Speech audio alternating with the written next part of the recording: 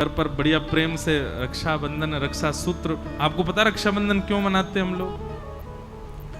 भगवान बामन बनकर के जब बलि के यहां गए तो 3 पग जमीन का वरदान मांगा और 3 पग जमीन का वरदान देते ही भगवान विराट हो गए। 2 पग से तीनों लोक नाप लिए ठाकुर जी ने। तीसरा पग देने के लिए बलि के पास कुछ नहीं बचा तो बलि ने अपना सिर आगे किया कि तीसरा पग यहां रखो। तो ठाकुर जी इतने प्रसन्न हो गए बलि से, बोले वरदान मांगो, क्या चाहिए? तो बलि ने माना जो मांगूंगा सो दोगे? बोले हाँ देंगे। बोले मैं जब जब अपने महल में अंदर जाऊं और जब जब महल से बाहर आऊं तब तब आप मुझको दिखो प्रत्यक्ष। भगवान बोले इनडायरेक्ट वे में बोल रहे हो, सीधे सीधे बोल दो कि द्वारपाल बन जाओ मेरे।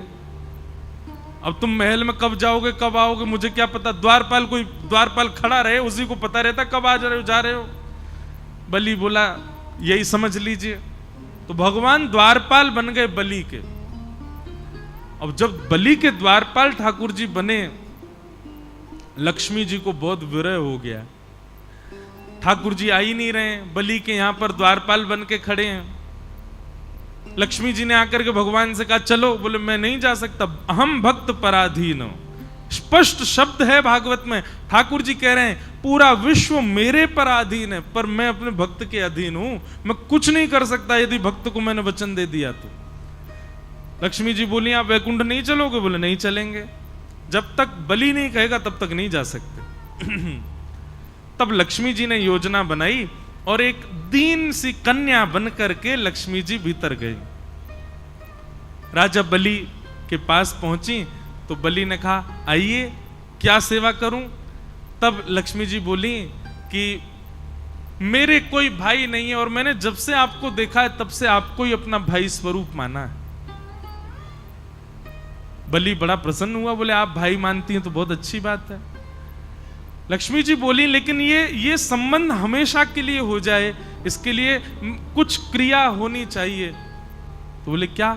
बोले मेरी रक्षा की जिम्मेवारी आप लो, आपकी रक्षा की जिम्मेवारी मैं लूं, दोनों बहन भाई की रक्षा की जिम्मेवारी बहन भाई ले में, तब मानेंगे कि संबंध हमारा सुदृढ़ होगा। बलि ने कहा बहुत अच्छी बात है, कैसे करेंगे? बोले तो एक काम करते हैं, हम एक सूत्र आपके हाथ में बांध देते हैं, जैसे आजकल मॉडर्न वे में उसको फ्रेंडशिप बैंड कह देते हैं, या फिर अपने प्रेम का द्योतक हम कुछ ना कुछ भी दे देते हैं। एंगेजमेंट पे अंगूठी पहना देते हैं, किसी से प्रेम हो उसको गले में हार पहना देते हैं। ऐसे ही अपने प्रेम के लिए हम कुछ भी अर्पित करते हैं। लक्ष्मी जी ने कहा कि मैं एक सूत्र पहना दूं आपको, ताकि जब जब उस सूत्र को देखो तो मेरी याद आए कि हाँ मेरी बहन है, मुझे उसकी रक्षा करनी है। और उसके बदले आप उपहार मुझको दे देना। उस उपहार को जब मैं देखूंगी तो मुझे भी स्मरण आएगा मेरे भाई हैं, मुझे उनकी रक्षा का भाव रखना है। बलि बोले ये बहुत अच्छी बात है, लाओ सूत्र बांधो। तब लक्ष्मी जी ने उनको सूत्र बांधा और सूत्र बांध करके दोनों हाथ आगे किया, भैया हमको उपहार दो। बलि ने कहा क्या चाहिए उपहार में? बोले तुम्हारा द्वारपाल जो है इससे हमारा ब्याह करा दो। बलि बोले अरे वो द्वारपाल नहीं है, जगत पिता परमात्मा परब्रह्म नारायण साक्षात परमेश्वर हैं। वो तो मेरी भक्ति से रीझ के द्वार पर खड़े हैं, वो द्वारपाल थोड़े हैं। बाहर से ठाकुर जी झांक के देख रहे हैं अंदर क्या चल रहा है, मुझे आज बरी करके ले जाएगी कि नहीं। बेचारे ठाकुर जी वहीं खड़े हैं बलि के यहां।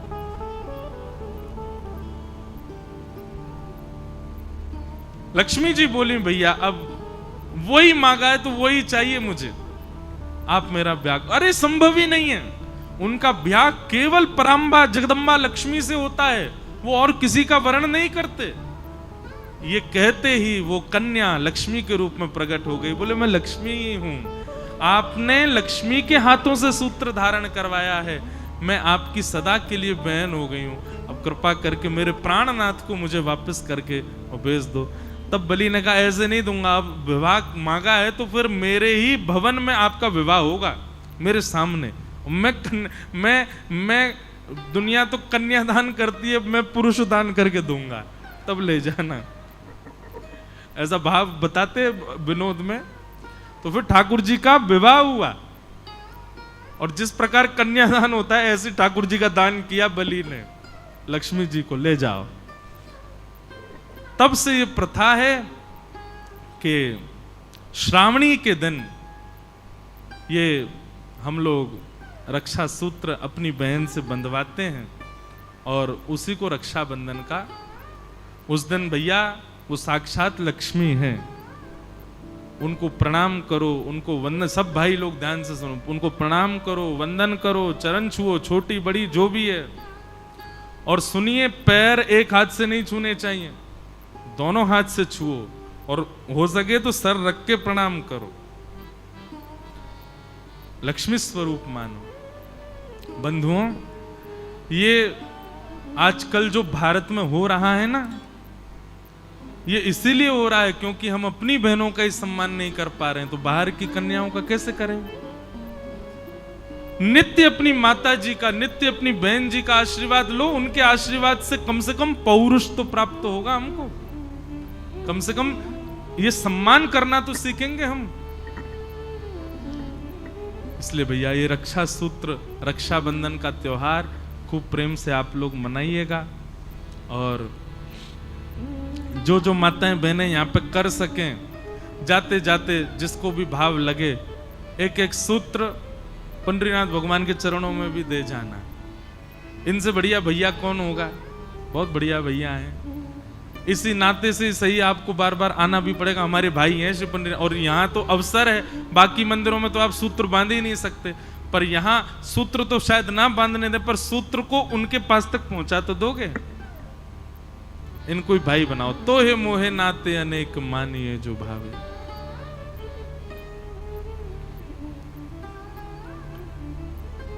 भगवान का विवाह रुक्मणी जी के साथ हुआ। रुक्मणी जी साक्षात लक्ष्मी। लोग कहते हैं राधा रानी से क्यों नहीं हुआ? राधा रानी से विवाह हुआ ठाकुर जी का। बंधुओं देखो, मैं फिर कहूंगा, श्री कृष्ण के दो रूप हैं, एक ही हैं पर दो भावों में विद्यमान है। एक ठाकुर जी का स्वभाव जन्य रूप है और एक ठाकुर जी का प्रभाव जन्य रूप है। प्रेमी जनों को, हमारे वृंदावन के रसिक जनों को ठाकुर जी का प्रभाव नहीं देखना, वो केवल स्वभाव वाले श्री कृष्ण के उपासक हैं। और स्वभाव वाले कृष्ण जो हैं वो प्रेमी कृष्ण हैं, और उन प्रेमी श्री कृष्ण जो नंद नंदन कृष्ण है, यशोदा के लाला, उनका विवाह तो किशोरी जी से ही हुआ है। मैंने भागवत जी का एक एक पृष्ठ किशोरी हैं और उनके ऊपर अंकित श्लोक श्री कृष्ण हैं। हमारी किशोरी जी के भावना सामान्य पढ़े लिखे लोग स्वीकार नहीं कर पाएंगे उनको, क्योंकि वो प्रेम के विषय हैं। उनको ऐसे समझ पाना, समझा पाना बहुत मुश्किल है।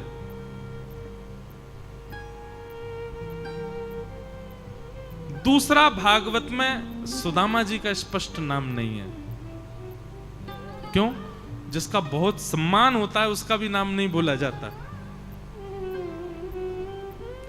ये संत जनों ने, वैष्णव जनों ने, प्राचीन विद्वान जनों ने ढूंढ करके निकाला कि भगवान के मित्र का नाम सुदामा था।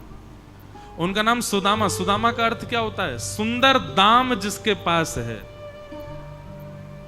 कैसा दाम?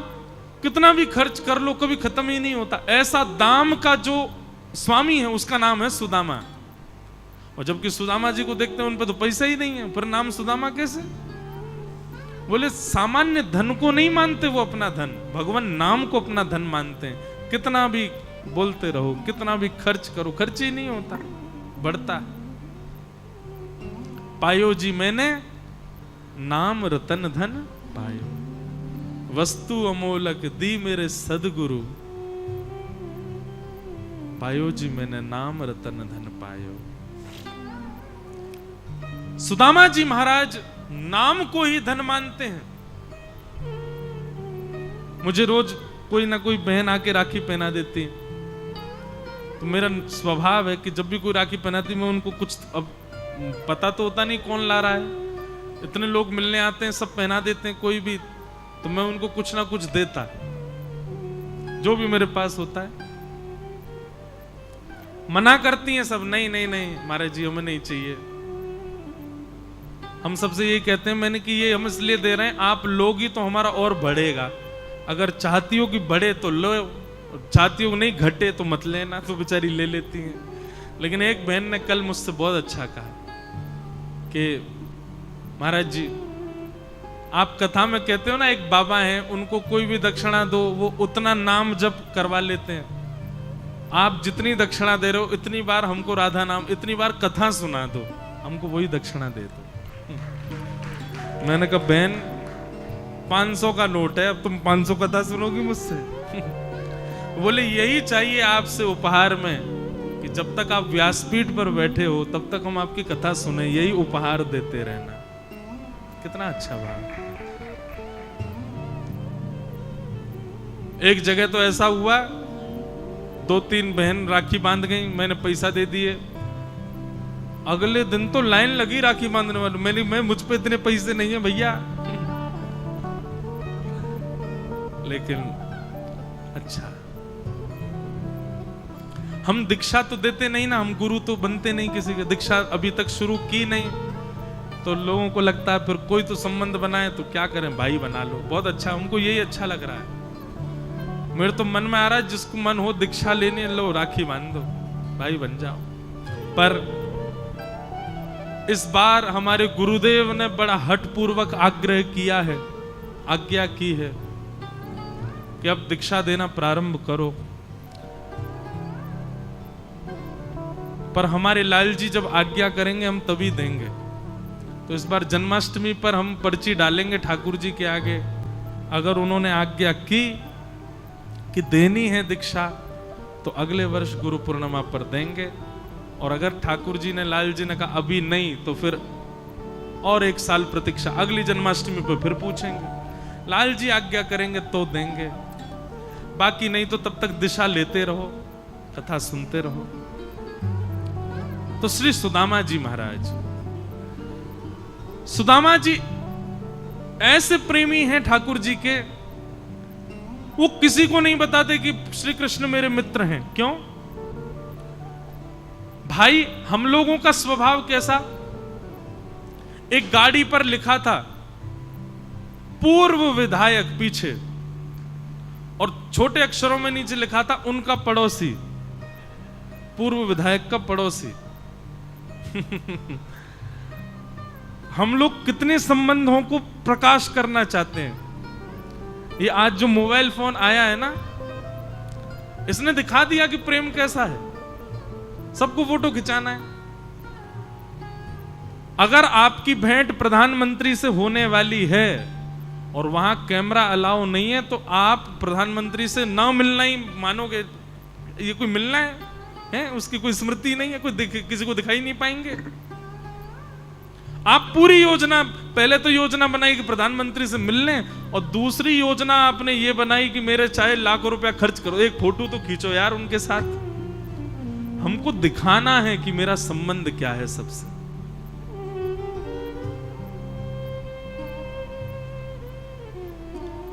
पर सुदामा जी अलग हैं। सुदामा जी प्रकाश नहीं करना। और मैंने एक दिन कथा में कहा था, जिस प्रेम में प्रकाश होता है, जिस प्रेम में प्रचार होता है, वो प्रेम नहीं होता।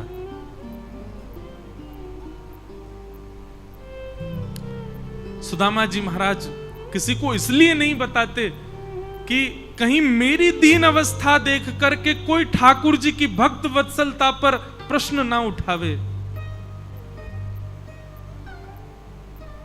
कोई मेरी दीन अवस्था देख करके ठाकुर जी पर प्रश्न चिन्ह ना लगावे। मैं किसी से कहूं कि मेरे ठाकुर जी मित्र, तो लोग हैं जगतपति जगन्नाथ के मित्र, और इस अवस्था में कहीं कोई उन पर प्रश्न चिन्ह ना उठा दे। इसलिए सुदामा जी किसी को नहीं बताते कि मेरे सखा श्री कृष्ण।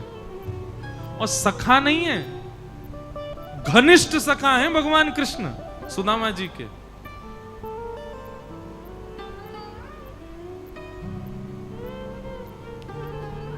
घनिष्ठ सखा किसको कहते हैं?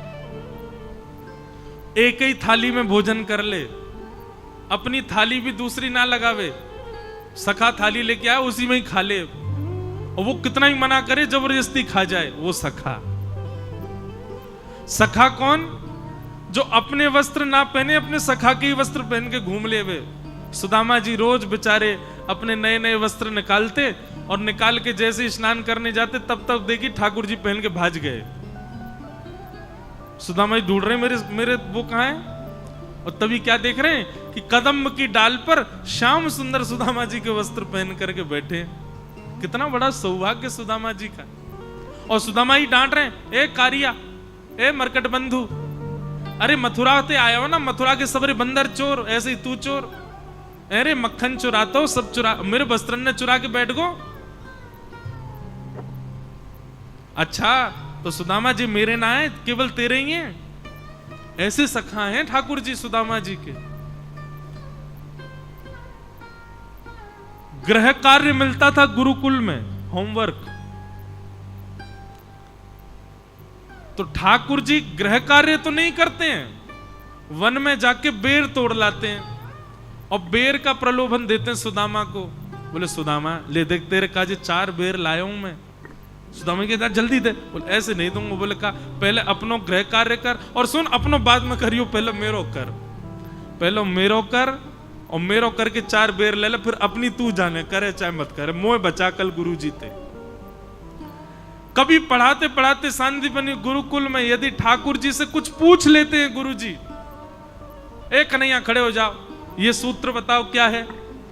ठाकुर जी को कुछ याद थोड़ा ही है, नीचे से सुदामा जी बताते हैं ऐसे ऐसे है, तब ठाकुर जी बता के बच जाते हैं। ऐसे सखा हैं सुदामा के श्री कृष्ण।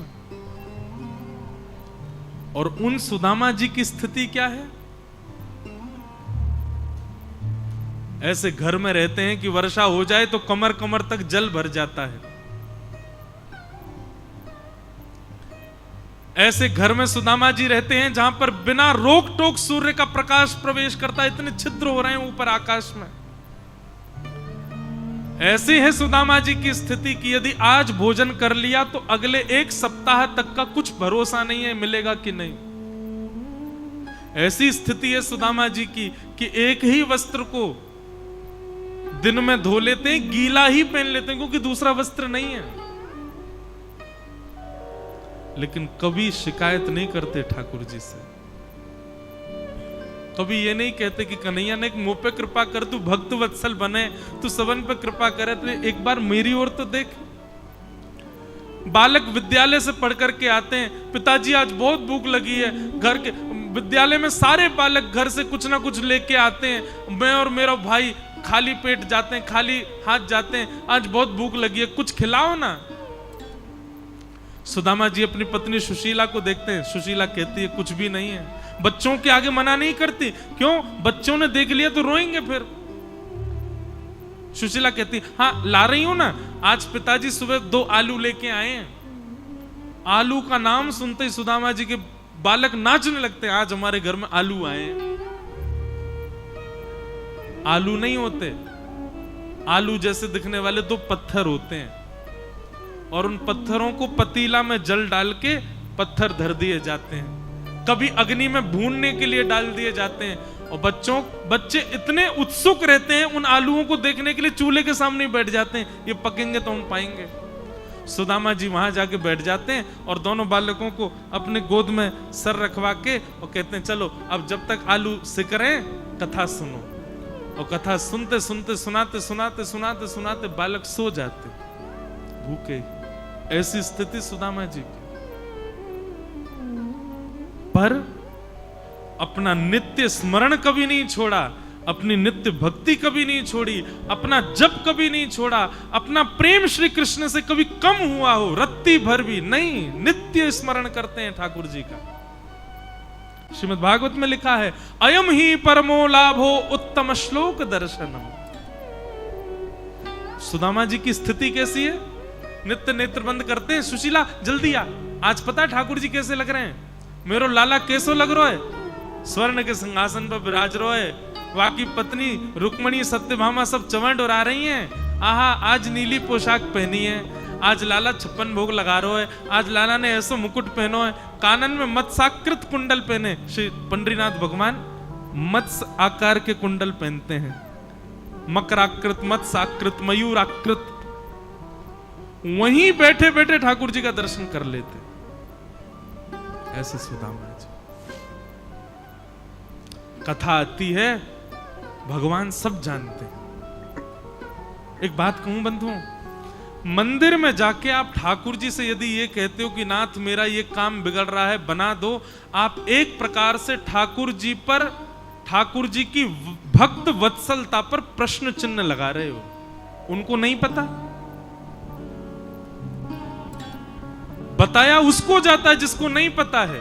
ठाकुर जी को नहीं पता क्या कि आपके जीवन में क्या चल रहा है, क्यों आप बोलते हो जाके नाथ ऐसा करो, ये संभाल दो, ये कर दो। ठाकुर जी कहते हैं इसका मतलब तुझे विश्वास ही नहीं है कि मुझे ये पता है। सदैव ठाकुर जी के आगे हाथ जोड़ के आप सब जानते हो, आपको सब पता है, मेरे लिए जो उचित हो मुझे प्रदान करो, मेरे लिए जो अनुचित है मुझसे दूर कर दो।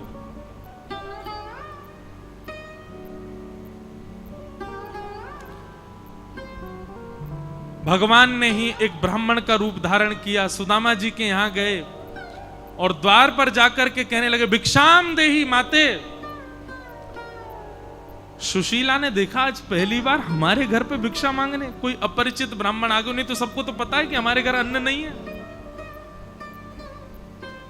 सुशीला ने जाकर के बाहर कह दिया भगवान शायद आपको पता नहीं है सुदामा जी का घर है ये। बोले सुदामा का घर है तो इससे भिक्षा का क्या ताल्लुक? बोले कि सब जानते हैं कि यहां अन्न नहीं है इसलिए कोई नहीं मांगता, आप कैसे मांग रहे हैं? अरे तुम्हारे पतिदेव सुदामा जी श्री कृष्ण के सखा हैं, भगवान श्री कृष्ण के साथ सांदीपनी गुरुकुल में पढ़े हैं और श्री कृष्ण के सखा के यहां देने के लिए अन्न नहीं है, ऐसा कैसे हो सकता है? सुशीला बोली किसी ने गलत जानकारी दी आपको, ऐसा कुछ भी नहीं है, मेरे पति श्री कृष्ण के भक्त हैं, सखा नहीं है। ब्राह्मण देवता हंसने लगे, देवी चतुर हैं तुम्हारे पति, कहीं तुम ज्यादा मांग जांच ना कर लो, कहीं बच्चों की मांगे ना बढ़ जाएं, इसलिए बताते नहीं है वो। और नहीं विश्वास होता तो जाकर के जब तुम्हारे पति ध्यान में बैठे हो उस समय केवल इतना पूछ लेना, क्या द्वारिकाधीश कृष्ण से आपका सांदीपनी गुरुकुल में कोई संबंध था? अगर तुम्हारे पति चौंक जाएं सुनकर के, घबरा जाएं, जीभ फिसल जाए, बातें अटपटी करने लग जाएं, समझ जाना कि उन्होंने छुपाया है आपसे। सुशीला ने वही किया। सुदामा जी जाप में बैठे थे, इतने में सुशीला पहुंची और जाती ही बोली क्या सांदीपनी गुरुकुल में श्री कृष्ण का आपसे कोई संबंध था? ये सुनते ही सुदामा जी तो सोचे मैंने आज तक बताया ही नहीं है। सुदामा जी के नेत्र खुल गए, नहीं ऐसा तो कुछ भी नहीं। किसने कहा? कौन बोला तुमको? और उनकी भाषा और उनका जो तौर तरीका था उससे पता चल रहा था कि ये घबरा रहे हैं। हाथ पकड़ करके अपने सिर पर रखा, सौगंध खा के बताओ श्री कृष्ण से आपका क्या संबंध है? सुदामा जी के नेत्र सजल हो गए, बोले मेरे घनिष्ठतम सखा हैं श्री कृष्ण, इतने घनिष्ठ सखा हैं कि जब गुरुकुल पढ़ने के लिए आए तो यशोदा मैया की याद बहुत आती थी, तो रात्रि में गुरु माँ की साड़ी चुरा करके लाते, मुझे पहना देते और कहते अब आप यशोदा बन के मुझे लोरी सुनाओ। मेरी गोद में सर रख के सोते, मैं यशोदा बन के रात भर कृष्ण को सुलाता था। यशोदा जी की याद आती तो मैं ही यशोदा बनकर के भोजन पवाता था। इतने घनिष्ठ सखा हैं,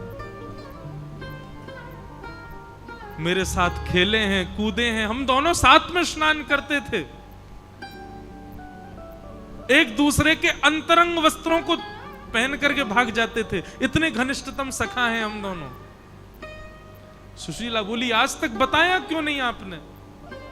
बोले देवी कहीं मेरी स्थिति देख करके कोई कृष्ण पर प्रश्न ना करे कि ऐसे सुदामा जी कृष्ण के सखा होने के बाद भी, इसलिए नहीं बताते। सुशीला ने सौगंध दी, आपको मेरी सौगंध है, कुछ मांगने जांचने नहीं, कुछ करने नहीं, आप कृष्ण जी मिलने तो जाओ, सखा से मिलके तो आओ एक बार। नहीं देवी मैं नहीं जाऊंगा, मेरी स्थिति देख के कुछ दे देगा वो मुझको, मुझे कुछ नहीं चाहिए उससे। बोले आपको मेरी सौगंध जाना पड़ेगा। बार बार सुशीला जी के कहने पर, कथा आप सब जानते हैं, 4 घरों के मुट्ठी चावल लेकर के आई। मित्र के घर, पुत्री के घर, मित्र के घर, पुत्री के घर, गुरु के घर, वैद्य के घर। कभी खाली हाथ नहीं जाते, कुछ लेके जाना चाहिए। जा रहे हैं तो कुछ लेके जाओ। 4 घर के मुट्ठी चावल लेके, अब देखो सुशीला जी चाहती तो एक ही घर से चावल ले आती सारे, पर 4 घर से क्यों लाई? अलग अलग चावल दिखेंगे तो कृष्ण समझ जाएंगे। सुदामा के घर के नहीं है। सुदामा जी महाराज पोटली लेकर के निकल पड़े। चलते चलते 7 दिन बीते, रास्ता भटक गए। एक नदी के किनारे सर की तकिया, हाथ की तकिया लगा के सो गए। बोले लाला तो बुलाना हो तो यहीं आ जाइयो, मैं तो ना आया पा रहा हूं तेरे पास। सोते सोते सुदामा जी द्वारिका पहुंच गए। द्वारिका नगरी पहुंच करके सुदामा जी ने पूछा, कहां है श्री कृष्ण? किसी ने बता दिया, मार्ग यही महल है, इसी में ही विराजते हैं। द्वारपालों को जाकर के सुदामा जी ने कहा, मैं श्री कृष्ण का बचपन का सखा हूं। मेरी स्थिति देख के, तन के वस्त्र देख के, मेरी अवस्था देख करके आप ये मत सोचना मैं कुछ मांगने आया हूं। मैं केवल उनको देखने आया हूं। यदि वो बहुत व्यस्त हो तो मैं यहीं खड़ा रहूंगा, जब निकलेंगे बाहर तो देख लूंगा। यदि बाहर आने का कोई विधान नहीं तो महल में कोई खिड़की हो जहां से वो दूर से दिख जाए, वहीं से देख के चला जाऊंगा। पत्नी ने सौगंध दी है, देख करके आओ। पर यदि संभव हो सके तो इतनी दूर आया हूं तो मिलवा दो। मेरा नाम सुदामा है, मैं उनके साथ सांदीपनी गुरुकुल में पढ़ा हूं। आदि आदि अपना परिचय दिया। द्वारपालों ने, अब लोग कहते हैं, धक्का दे दिया सुदामा जी को। इतने एटिकेट्स भगवान के द्वारपालों में नहीं है तो फिर काय बात के द्वारपाल? ये सब गलत बातें हैं।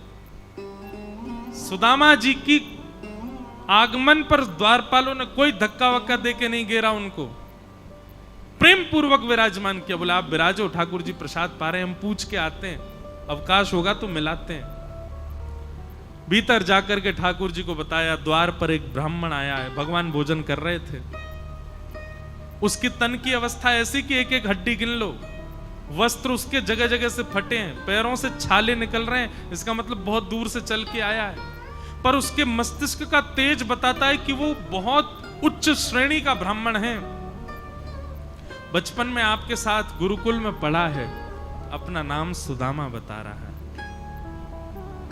सुदामा नाम सुनते ही ठाकुर जी का कवल यहीं रुक गया। घूमने लगी सारी स्मृति। वस्त्र पहन करके भाग जाना, रात्रि में मुझको सुलाना, मेरा गृह कार्य करना, मेरे गले में गलवैयां डाल करके घूमना, अपने घर से अलग एकांत में मुझे हमेशा प्रसन्न रखना, वो सारी स्मृतियां सुदामा जी की घूमने लगी ठाकुर जी के चित्त में। भगवान थोड़ी देर के लिए तो स्तब्ध रहे। पुनः पूछा, कौन आए द्वार पर? बोले आपके बचपन के सखा हैं, नाम सुदामा बता रहे। ठाकुर जी ने जैसे ही सुदामा नाम सुना, वहीं कवल छोड़ दिया। पटरानियां सामने थाल लेकर के खड़ी हैं सोने के, ठाकुर जी को विविध विविध पकवान खिलाने के लिए। अनेक राजा प्रतीक्षा गृह में प्रतीक्षा कर रहे हैं कि द्वारिकाधीश मिलेंगे। 3-3 दिन बाद का समय दिया है सबको, इतने व्यस्त हैं ठाकुर जी। पर जैसे सुना सुदामा जी आए हैं, भोजन की थाली से कूद करके भागे ठाकुर जी। महामंत्री, सेनापति, प्रधानमंत्री सब पीछे दौड़ रहे हैं ठाकुर जी के, और ठाकुर जी केवल एक विचलित व्यक्ति की तरह दौड़ते हुए जा रहे हैं। और जो भी मार्ग में मिल रहा है उसको बता, मेरा सुदामा आया है, मेरा सखा सुदामा आया है, मेरा मित्र सुदामा आया है, मेरा प्यारा सुदामा आया है। मुकुट गिर गया, गले के हार टूट टूट करके गिरते जा रहे हैं, पैरों की पाजेब टूट कर गिर रही है, हाथ के कड़ूला निकल गए हैं ठाकुर जी के। उत्सुकता में ठाकुर जी बीच बीच में नृत्य करते हुए दौड़ रहे हैं, मेरा सुदामा आया है। द्वार पर जैसे ही सुदामा जी को देखा, दौड़ करके ठाकुर जी ने अपने हृदय से लगा लिया, और इतना कस के हृदय से लगाया देखने वालों को लग रहा था कि मानो थोड़ी बहुत देर ठाकुर जी ने नहीं छोड़ा तो सुदामा जी ठाकुर जी में विलीन हो जाएंगे। नेत्रों से अविरल अश्रुधार गिर रही है ठाकुर जी के। मेरा सुदामा आया है।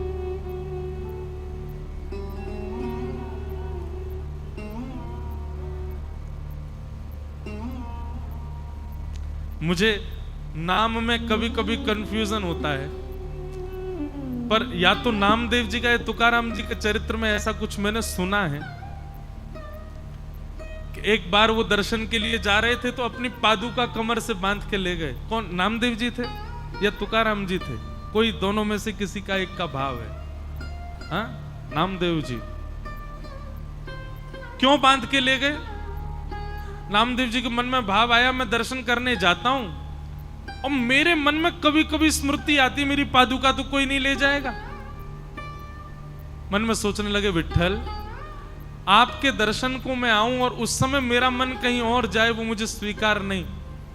इसलिए छुपा के ऐसे ही पादुका कमर से बांध ली उन्होंने कि किसी को पता ना चले। मंदिर में भीतर प्रवेश किया तो किसी को पता चल गया कि ये चप्पल बांध के, पादुका बांध के लाए हैं। लोगों ने धक्का दे दे करके उनको मंदिर से बाहर निकाल दिया। नामदेव जी दूसरे किसी स्थान पर जाकर के बैठ गए। नेत्रों से अविरल अश्रुधार गिर रही है। नेत्रों से रुदन करते हुए मन में विचार कर रहे हैं, हे विट्ठल, मैं कोई आपका मंदिर अपवित्र करने के लिए थोड़ी ऐसा कर रहा था। बस मेरा मन का भाव था कि बार बार मन में किसी अन्य वस्तु का स्मरण होता है आपके दर्शन के मध्य में, वो ना हो, इसलिए बांध के आया था। दूसरे स्थान पर बैठ करके करताल बजा करके विट्ठल विट्ठल विट्ठल कीर्तन करने लगे। ठाकुर जी इतने भाव विह्वल हो गए नामदेव जी के लिए। दर्शनार्थी लाखों सामने खड़े हैं। ठाकुर जी ने अपने मंदिर का मुख उस तरफ मोड़ लिया जहां नामदेव जी बैठे हुए थे। ठाकुर जी उनको देखने लगे। हम दर्शन करने जाते हैं विठोबा का, पर ये पूरे दिन खड़े रहते हैं। हम 2 घंटा लाइन में लग जाएं तो हमको आफत आ जाती है। ठाकुर जी तो पूरे दिन खड़े रहते हैं। आप उनका दर्शन करने जाते हो, पर आपकी संख्या में कोई एकाध भक्त ऐसा होगा जिसका हृदय का भाव अत्यंत निर्मल होगा, उसके लिए ठाकुर जी खड़े रहते हैं, उसको देखने के लिए। बहुत प्रेम करते हैं ठाकुर जी अपने भक्तों से। सुदामा जी महाराज पहुंचे। भगवान ने उनको ले जाकर के अपने सिंहासन पर बिठाया। नेत्रों के आंसुओं से ठाकुर जी ने सुदामा जी के पाद प्रक्षालन किए। रुक्मणी जी को कहा, पूरे नगर में इनको छिड़काव कर दो, हमारी द्वारिका पवित्र हो जाएगी सुदामा जी के चरणोदल से। भगवान ने पूछा, सुदामा जी आपका ब्याह हो गया? सुदामा जी बोले, हाँ हो गया। भगवान बोले, हमको नहीं बुलाया आपने ब्याह में? सुदामा जी बोले, ब्याह में लाला इतना भोजन बना था कि ये समझ लो दुल्हा दुल्हन भूखे ही रहे, हमको बचा ही नहीं था।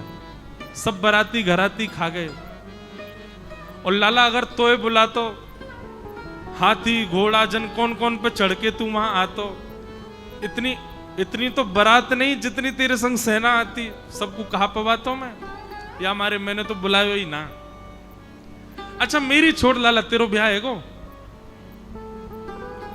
ठाकुर जी बोले, हमारे ब्याह की मत पूछो।